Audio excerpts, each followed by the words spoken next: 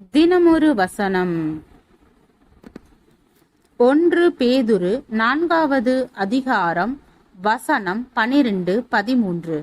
பிரியமானவர்களே, உங்களை சோதிக்கும்படி உங்கள் நடுவில் பற்றி எரிகிற அக்னியை குறித்து ஏதோ புதுமை என்று திகையாமல், கிறிஸ்துவின் மகிமை வெளிப்படும் போது நீங்கள் களி கூர்ந்து மகிழும்படியாக அவருடைய பாடுகளுக்கு நீங்கள் பங்காளிகள் ஆனதால் சந்தோஷப்படுங்கள்.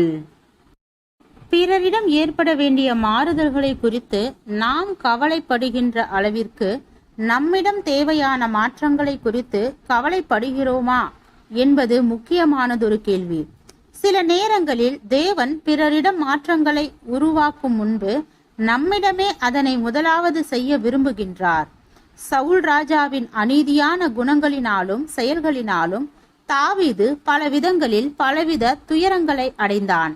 தேவன் நினைத்திருந்தால் சவுலின் தவறான குணங்களையும் பொல்லாத சுபாவ நிலைகளையும் மாற்றி தாவீதுக்கு தொடர்ந்து நேரிட்ட தொல்லைகளை தவிர்த்திருக்க முடியும்.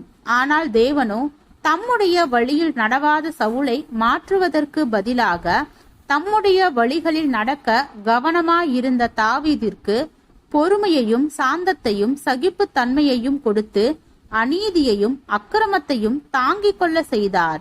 சில நேரங்களில் நமக்கு வருத்தத்தையும் மன கஷ்டங்களையும் ஏற்படுத்துகின்ற பிறருடைய தவறான சுபாவ நிலைகளை மாற்றுவதற்கு பதிலாக தேவன் அவைகளை ஏற்றுக்கொள்கின்ற தாங்கிக் கொள்கின்ற மனநிலை பக்குவங்களை பெறும்படி நம்மைத்தான் மாற்ற விரும்புகிறார். மற்றவர்களின் தவறான மனநிலைகளால் ஏற்படும் வித்தியாசமான சூழ்நிலைகளை தேவன் நன்மைக்கு ஏதுவாக உபயோகித்து தம்முடைய பிள்ளைகளை புடமிட்டு பொன்னாக்குகின்றார். ஒருவேளை உங்கள் கணவரோ அல்லது உங்கள் மனைவியோ மாறுதல்களை காண வேண்டும் என்பது உங்கள் வேண்டுதலாய் இருக்கலாம்.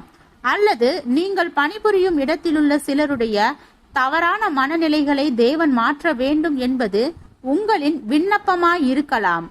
ஆனால் சூழ்நிலைகளை உங்களுக்காக மாற்றுவதற்கு பதிலாக இந்த சூழ்நிலைகளை தாங்கி சகித்து கொள்ளத்தக்க மன பக்குவம் உடையவர்களாக உங்களை மாற்றுவது தேவனுடைய ஞானம் சார்ந்த சித்தமாயிருக்கலாம். இதனை உணர்ந்து இந்த சூழ்நிலையை கர்த்தருக்காக சுமக்க வேண்டிய ஒரு சிலுவையாக எடுத்துக்கொண்டால் அங்கே ஒரு மிகப்பெரிய சமாதானம் உண்டு.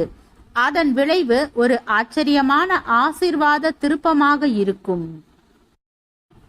ஜெபம். தேவனுக்கு ஸ்தோத்திரம். தேவனே, நாங்கள் எங்களுடைய வாழ்க்கையில் தேவனுக்கு சித்தமான தேவனுடைய வழிகளை பின்பற்றி வாழ கிருபை பாராட்டும்.